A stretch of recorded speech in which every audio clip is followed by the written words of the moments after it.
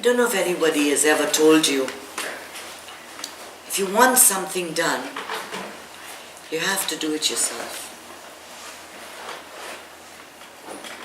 I always say that a good manager is one who delegates, and that's a sign of, a person doing his job really well.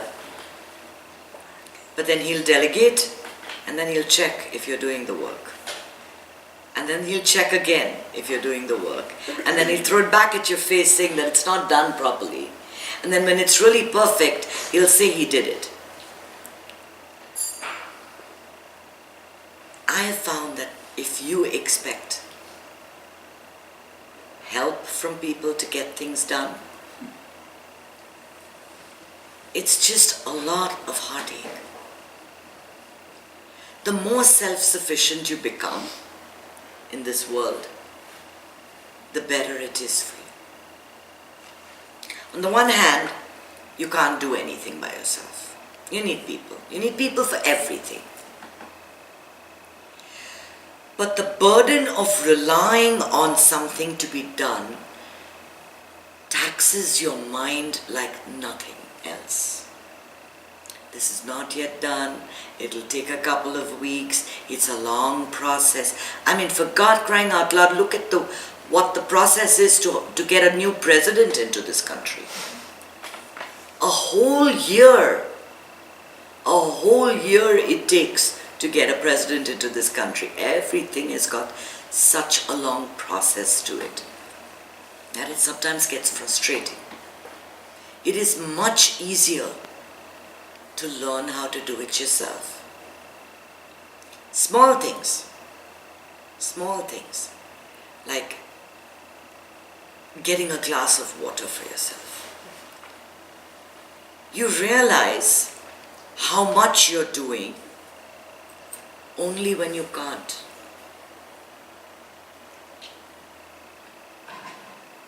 We take our body for granted. We totally take our body for granted. And when you're young, you really believe that nothing is ever going to happen. You can run here, skip there, jump here, do this, do that, multitask, talk on the phone, write a school report while listening to music. You can do it all. But as time goes on, something happens. I mean, I've been getting this backache, and I never realized how much it slows you down. Yet, there is something to be said in doing it yourself, even if it's slow. Even if it's slow, to be able to do it yourself is a feeling of satisfaction. I managed to do this. I cooked 2 dishes. I might have cooked 4 if I could have stood for longer. But I did 2. For my mother, the achievement is getting through the day. I walked twice to the living room. That's no big deal, right? We would laugh. But she doesn't need to ask for help to go into the living room and back. And that's a feeling of being in control of something, at least. That you're in charge of something. What happens when people fall sick? The first thing that goes is their self-esteem, because now they can't do it on their own. They have to rely on someone else. They're at someone's mercy. That is not a good feeling. Especially because from a very young age, after being at someone's mercy for the first year of our lives, we were slowly trained to do it ourselves. You hold someone's hand and then you walk. Your dad holds the bike and then you wobble for a while and then you do it on your own. And then it's tough when you're in that wheelchair and your child is pushing you. You can't even push the wheelchair yourself. And that comes with time. It comes with time. You get the use of the body for a short while and then it slowly starts to fail. And the physical problem is not much. It's not that I can't walk. It's not that my hands are shivering. It's that I can't do enough and I have to ask for help. Some people are extremely lucky. They have the help they need. But others just don't. I don't know much about how it all works in this country. But in India, we always lived for generations with 3 or 4 generations in a household. So there were parents and grandparents and great-grandparents and great-grandchildren, everybody living there. Old people were naturally taken care of. They were supported when they could no longer do things. And then they passed, and then it was expected that you took care of your parents and your in-laws. This was how it was done. But what has happened over the last 50 years? Children have left the home and have gone abroad. Now this has become a huge problem because they do not have the capacity to come back and hold that old lady's hand. So they put them in homes. And it doesn't matter how sick they are, they spend 2 weeks with them. This is very sad. For Indians, it's even more sad because they can't say anything. They can't complain, they can't do anything. I have a neighbor, my mother's very dear friend. She had a stroke, and her daughter, she lives in another city in India, kept her for a month till she recovered, and then she put her back. And she's talking to my mother, and there are tears in her eyes, but she can't get herself to say, I need my daughter not to take care of me physically. The doctors and the physical therapists and the nurses are there for that. But just to say, I'm there. I'm there. I'm there to hold your hand. If you need me, I'm there. Anytime you want. It's not cool anymore to take care of your old parents because you need your space. And children fight over who must not take care. I don't want to go. I don't have money for the ticket. You buy the ticket. You go. Your husband is working. You have the money. You go. I'll think about it next year. So they're fighting. And how do you think it makes the mother feel? Now, cases that you hear of in India, horrific cases where they make the parents sign over the wealth. And they're literally left on the street. It is really sad when you grow old and you can't take care of yourself, that you have no one to help you. Because people don't realize that it's coming to them too. It's coming to them too. In our tradition, we consider it an honor to take care of parents. Very few have the privilege of looking after the aged. And those that can do it well, nobody is asking you to do it physically.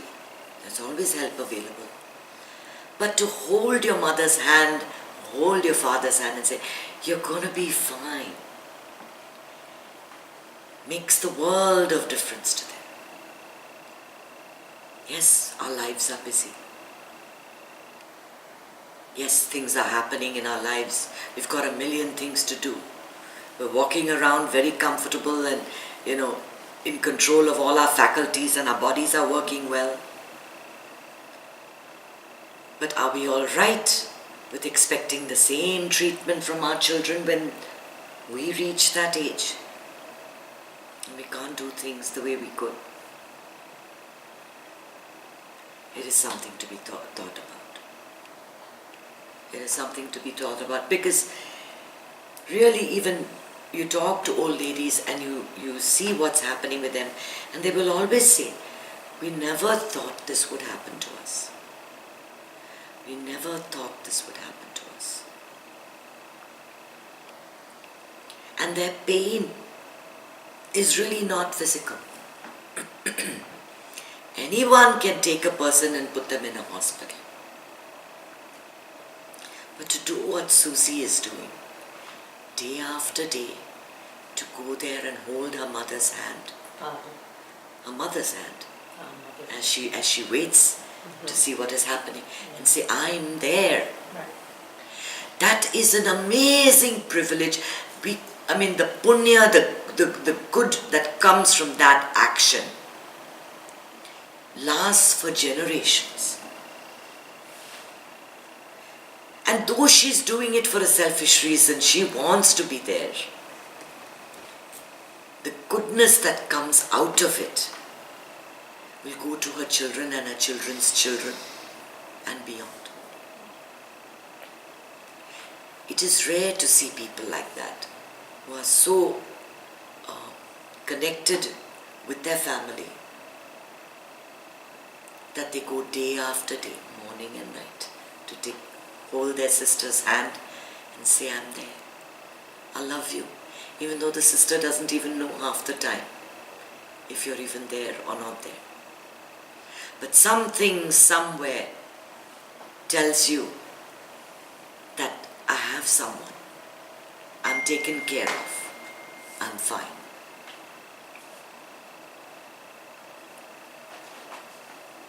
Life is becoming very different these days. It's becoming all about what's in it for me, and very little about what can I do for you. There is a poet called Kabir, and he always says that when you are going through a really bad time and you're really sad, then your friends come and say, oh, I feel really bad for you. But the same friends were around all the time, even when you're happy, then there is no reason for anybody to be sad. With old people, it's the reverse. As long as they're healthy and they're able to be of some use to you, you have them there. And we see that a lot in this country. We see a lot of youngsters, both doctors, got children. What do? They get their parents to come and babysit. Come and take care of the children while they go to work. And when they reach a certain age, they send them back. Oh, my parents are much more comfortable in India. Really? Are they more comfortable, or do you not want to be burdened by people that you have to take care of? What is it? Be honest and see it for what it is. We're all going to get to that place one day. We're all going to get to that place where we cannot take care of ourselves. And we're going to have to rely on others to help us. But at least we can have the satisfaction. We don't know when we grow old whether our children are going to give us that measure of peace, or whether it's going to be a nurse in a hospice who's going to do it for us. It doesn't matter. The divine sends somebody. Always. But you need to think about this and do for your elders, for your parents, for your sisters and brothers, as long as you can. It can be giving your time, it can be giving your energy, it can be doing something for them. It's a very good feeling. Seva, service, takes you out of your own problems and brings you into a space of immense grace. When you do selflessly for others, it comes back 1,000-fold. Most often, as in the case of a lot of people that we know, when you've had a bereavement that's very, very hard for you to take, an excellent remedy is to throw yourself into helping somebody else.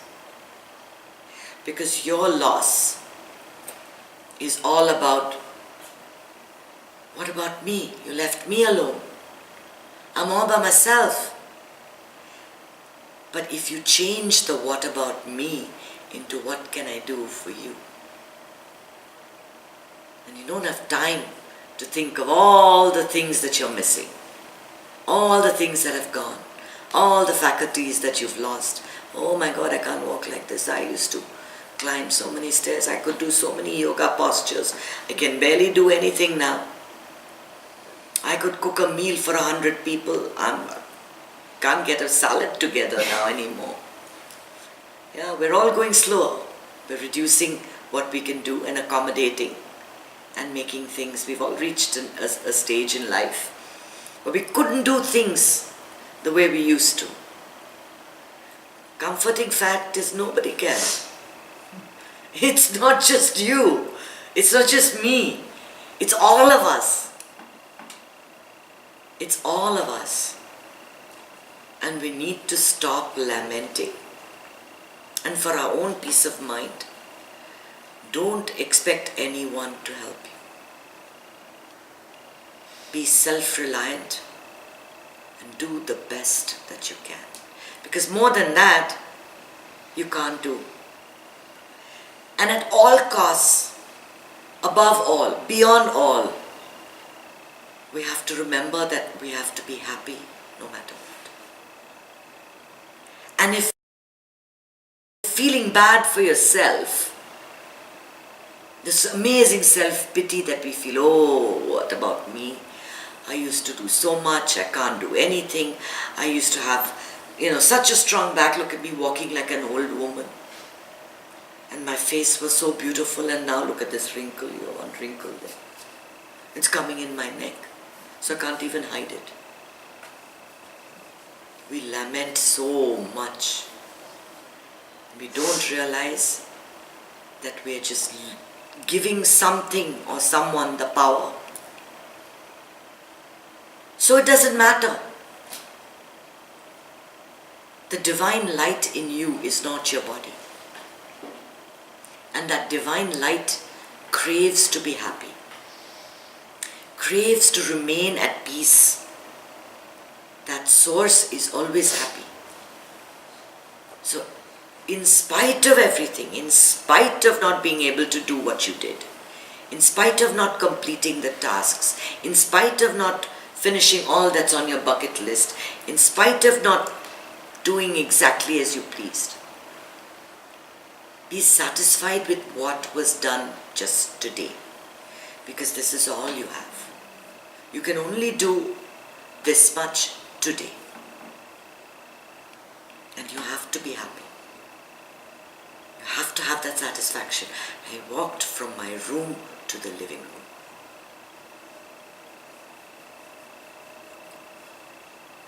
And you have to stop and let go of those thoughts that keep telling you, oh, but you did this, and oh, you could do that, and those were the days, and when is it going to end? And what have I done to deserve this? You have to let go of that. I did what I did today. I am happy, no matter what. And I'm not going to allow any person, any event, any situation rob me of that birthright. I will stay present, and I will enjoy the journey, however slow it might be. And I will do it with faith, courage, and gratitude. Faith that in the end, it really doesn't matter who's counting, who's checking how much you can do, what race are you in, who's keeping tabs. And no matter what comes, you have the courage to face it. Yes, you were a marathon runner, and then you could walk only 5 miles, and then you could walk only around the house. And now you walk from the house to the living room. It's okay. You have the courage to take each day with whatever it brings.